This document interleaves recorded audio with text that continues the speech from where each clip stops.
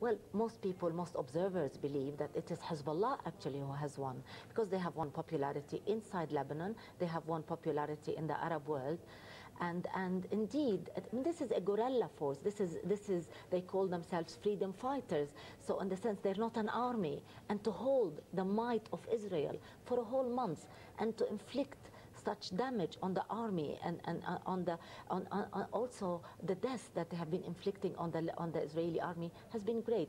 The thing is, in the Middle East now, people are believing that the myth about the Israeli army has failed completely. There is no dismiss anymore that you cannot defeat this army. I think this is the biggest loser in the Middle East now, is the army of Israel and Israel at large. So what happens to Hezbollah from here on in then?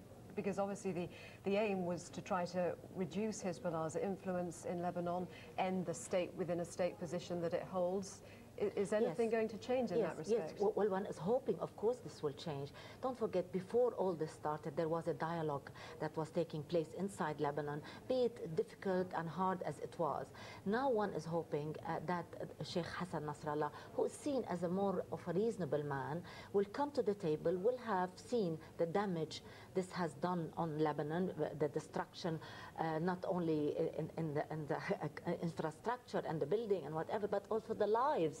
Many lives. We have about 1,000 people injured and about I don't know, 700 dead today. So what needs to be done is for Hezbollah to come around and to indeed continue its political role, because Hezbollah is a Lebanese army, is a Lebanese group. You cannot, some people suggest, why don't you get rid of Hezbollah? Let Hezbollah get out of Lebanon. How can you do that? What it has a big base. Though, does it have to cast aside its arms? Because, as you're indicating, its popularity has increased during the course of this. This is a very good question. A very good question. I think the intensive has to come from the UN resolution. In the sense, the UN resolution has to have a follow-up whereby Israel indeed will withdraw from Lebanon. Otherwise, many people will agree with Hezbollah that Hezbollah has to actually defend Lebanon and get the invaders out of Lebanon. So if Israel actually goes back to its international borders, if we have the Shib'a farms, which are disputed, it's a disputed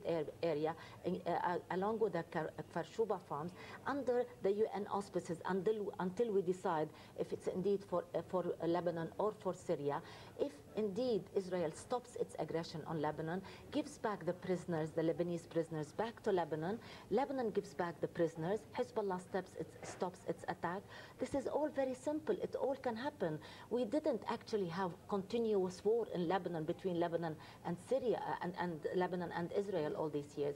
So peace is achievable. I think yesterday what happened at the UN made this even more possible. People are realizing that what needs to be done is a long-time solution. Also, it will be great, as Tony Blair is saying, that we will look at peace in the area at large, peace between the Israelis and the Palestinians. That will also be happy and good for all the area. But in Lebanon, we can do peace while we, in the meantime, while we work on the peace between Israel and the Palestinians. There is no reason for war to go on between the Israelis and the Lebanese while we look for peace otherwise. Baria Alamuddin, thank you very much indeed. And we'll be getting the Israeli perspective on this in the next hour here on BBC News 24.